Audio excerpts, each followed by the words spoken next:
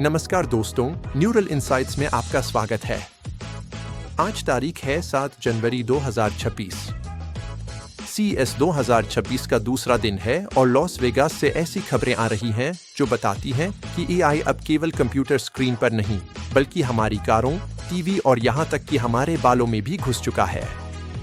Lenovo और Nvidia मिलकर AI cloud की फैक्ट्री बना रही हैं। गीली ने कारों को दुनिया देखने का नजरिया दे दिया है और एक ऐसा हेयर ड्रायर आया है जिसके अपने रोबोटिक हाथ हैं। चलिए आज की इन रोमांचक खबरों को विस्तार से जानते हैं। सबसे पहली और बड़ी बिजनेस खबर, लेनोवो और एनवीडिया ने हाथ मिला लिया है। दोनों मिलकर हाइब्रिड AI क्लाउड के लिए डेटा सेंटर्स तैयार कर रही हैं। लेनोवो खुद को एक सिस्टम इंटीग्रेटर के रूप में पेश कर रहा है जो एनवीडिया के पूरे AI स्टैक का इस्तेमाल करेगा। इसका मतलब यह है कि जो कंपनियां अपना खुद का AI क्लाउड बनाना चाहती हैं, लेनोवो उन्हें फटाफट इंफ्रास्ट्रक्चर खड़ा करके देगा। यह कदम ऐसे समय आया है जब गोल्डमैन सैक्स जैसे बड़े निवेशक सवाल उठा रहे हैं कि बिग टेक कंपनियां AI पर जितना खर्च कर रही हैं, क्या उतना मुनाफा कमा पाएंगी? लेनोवो का यह दाव इसी इंफ्रास्ट्रक्चर की मांग को पूरा करने के लिए है। दूसरे खंड में ऑटोमोबाइल की दुनिया।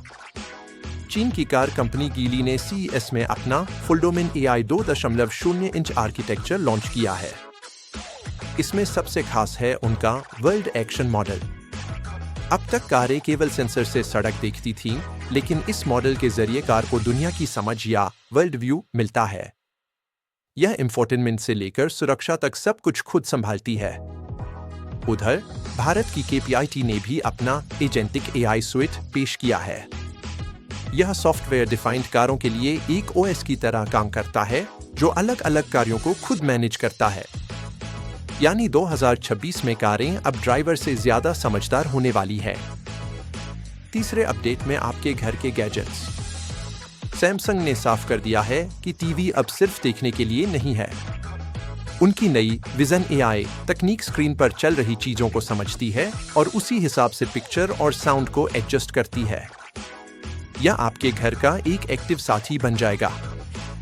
लेकिन सबसे अजीब और मजेदार गैजेट है ड्रीम का पायलट 20 इंच हेयर ड्रायर।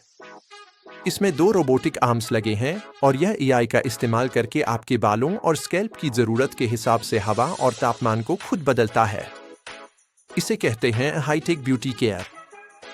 आखिरी खबर बाजार और रेगुलेशन पर। AI स्टार्टअप एलेमरीना ने $150 मिलियन की फंडिंग उठाई है और उसकी वैल्यूएशन 3 गुना होकर $1.7 बिलियन हो गई है। यह साबित करता है कि निवेशकों का भरोसा अभी भी AI स्टार्टअप्स पर कायम है। दूसरी तरफ एलन मस्क का AI चैटबॉट ग्रोक मुश्किल में है। कई देशों की सरकारों ने ग्रोक द्वारा जनरेट की गई आपत्तिजनक तस्वीरों पर कड़ी आपत्ति जताई है। भारत पहले ही इस पर सख्ती दिखा चुका है। यह 2026 में सोशल मीडिया और जनरेटिव AI के लिए कड़े नियमों का संकेत है। तो दोस्तों, 7 जनवरी का निष्कर्ष यह है, AI अब हमारे इंफ्रास्ट्रक्चर का हिस्सा बन चुका है। चाहे वह लेनोवो का क्लाउड हो, गीली की कारें हों या सैमसंग का टीवी। और हाँ, अगर आपको बाल सुखाने में आलस आता है, तो रोबोट अब वह भी करने को तैयार है। न्यूरल इनसाइट्स के साथ बने रहने के लिए धन्यवाद। लाइक, शेयर और सब्सक्राइब जरूर करें। कल मिलते हैं CES की और खबरों के साथ।